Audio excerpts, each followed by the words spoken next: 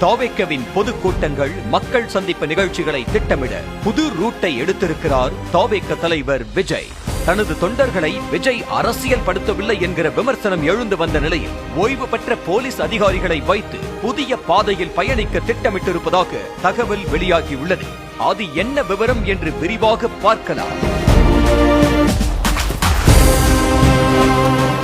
கரூர் துயரச் சம்பவத்திற்கு பிறகு ஒரு மாத காலமாக முடங்கியிருந்த தாவேக்க பாதிக்கப்பட்ட மக்களை சந்தித்து விஜய் ஆறுதல் சொன்ன பிறகு மீண்டும் செயல்பட தொடங்கியுள்ளது.